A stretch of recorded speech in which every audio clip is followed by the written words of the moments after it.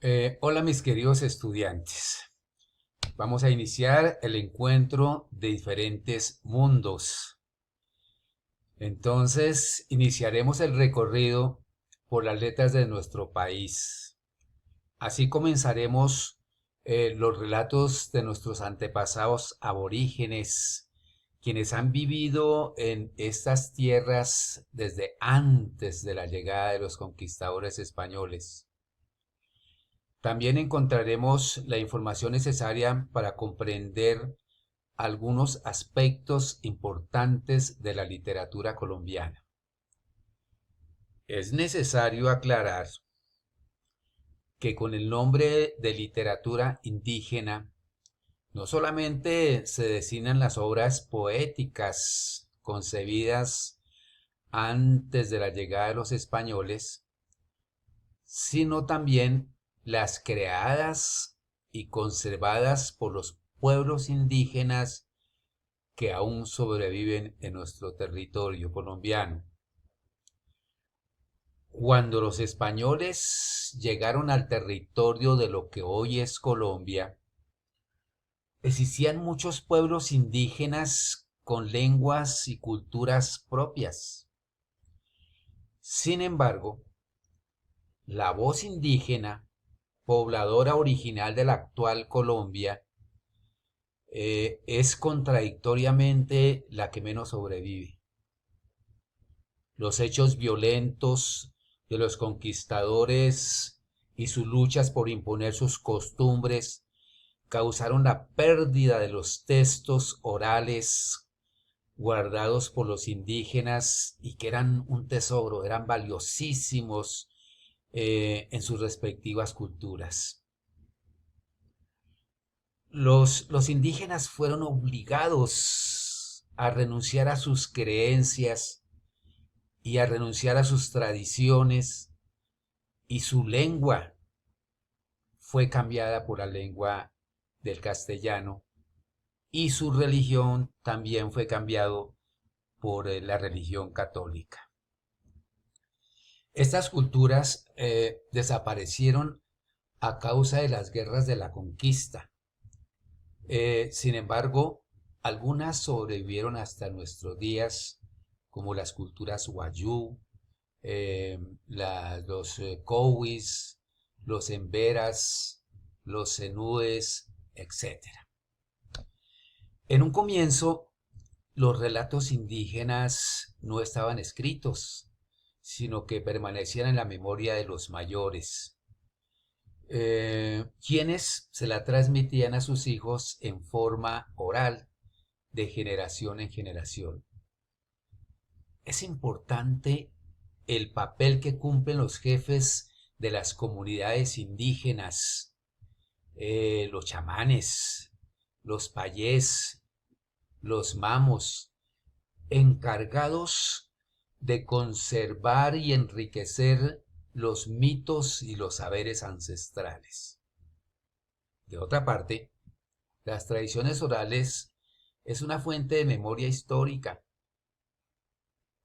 y son muy importantes para nuestras comunidades indígenas.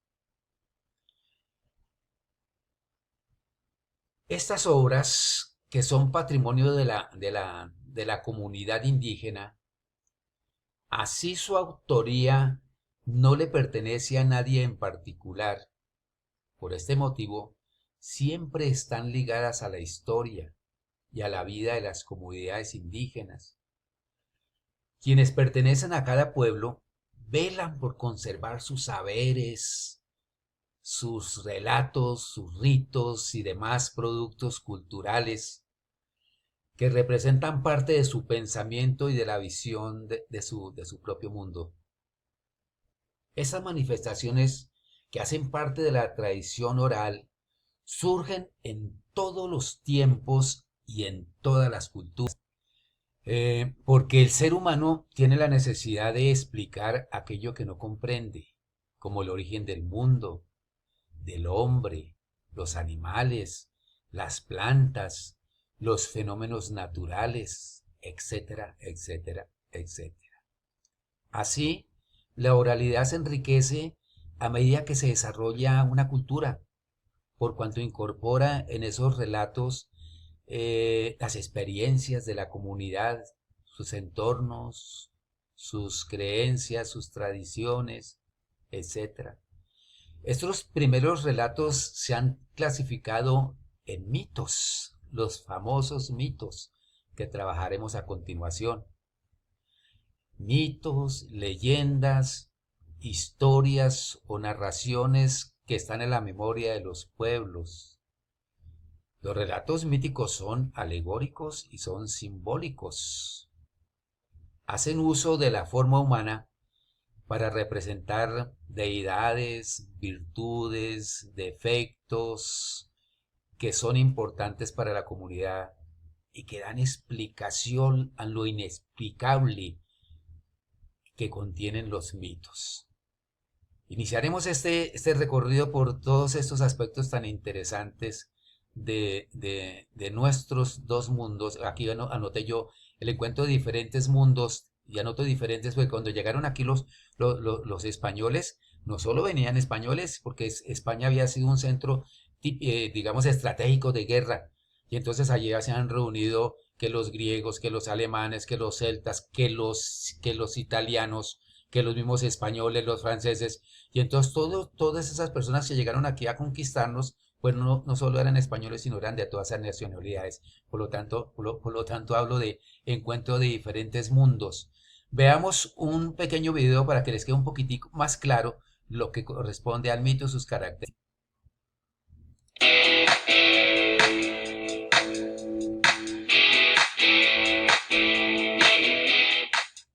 ¿Por qué llueve y hay truenos? ¿Cuál es el origen de la humanidad? ¿Por qué cambian el clima y las estaciones durante el año? ¿Qué pasa cuando dejamos de existir? Antes de que se desarrollen la ciencia y la filosofía como las conocemos hoy en día, este tipo de preguntas, que también se hacían los seres humanos de la antigüedad, hallaban sus respuestas en los mitos. Pero, ¿qué es un mito? Un mito es una narración maravillosa protagonizada por dioses, héroes o personajes fantásticos, que está ubicada fuera del tiempo histórico y que explica o da sentido a determinados hechos o fenómenos del universo. La palabra como tal proviene del griego, mythos, y significa cuento o relato. Los mitos forman parte del sistema de creencias de un pueblo o cultura. Considerados en conjunto, los mitos conforman una mitología. Y es la mitología, precisamente, la que sustenta la cosmovisión de una cultura, es decir, el conjunto de relatos y creencias con los cuales un pueblo se ha explicado tradicionalmente a sí mismo el origen y razón de ser de todo lo que lo rodea. Los mayas, por ejemplo, creían que los seres humanos fuimos creados por los dioses a partir del maíz.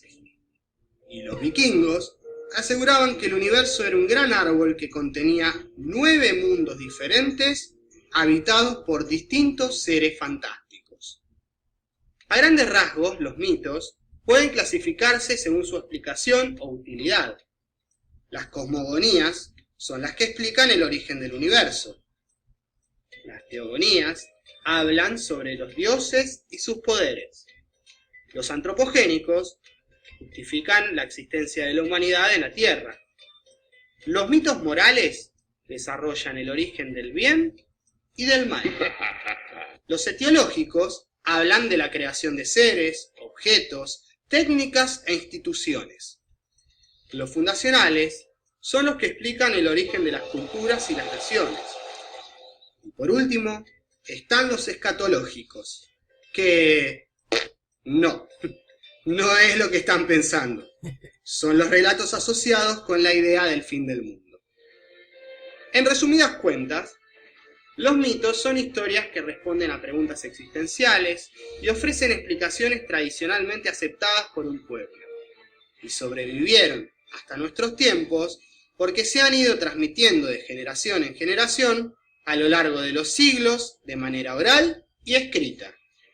Así, llegamos al final de nuestra explicación. Bueno, para complementar la explicación del video, que corto pero muy sustancioso y muy explícito y agradable, vamos a complementarlo con las características del mito y la leyenda. Entonces, hay una diferencia entre lo que es el mito y lo que es la leyenda.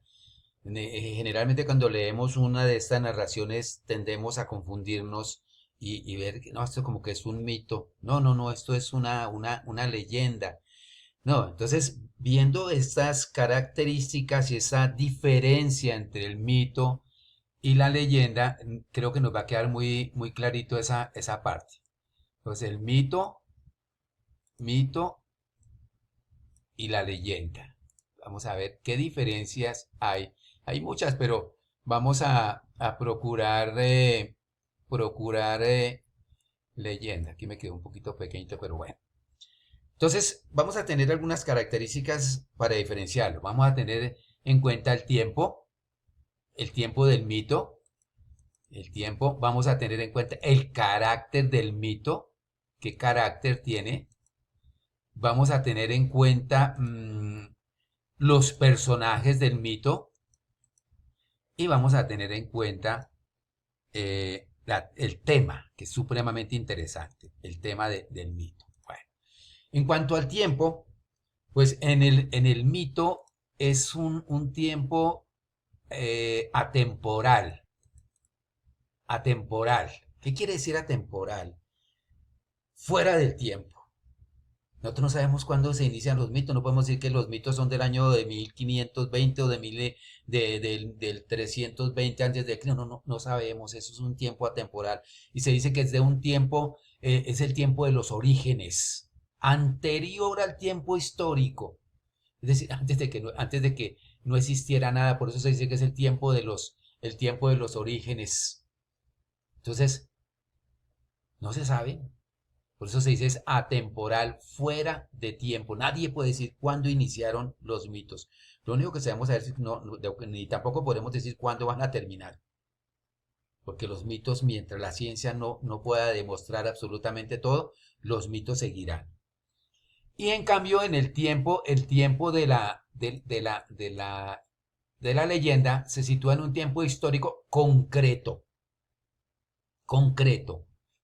En muchas ocasiones puede ser reciente, concreto. Ahí sí podemos decir, no, esta leyenda corresponde hacia el año 1920. Esta leyenda corresponde allá hacia la Edad Media. La leyenda de tal personaje o de tal acción corresponde a tal época. Se puede decir y es concreta.